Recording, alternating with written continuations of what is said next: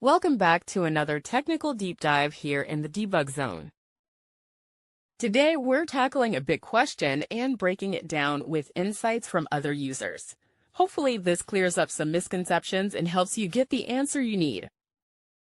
So, buckle up, stay a little curious, and let's jump right in.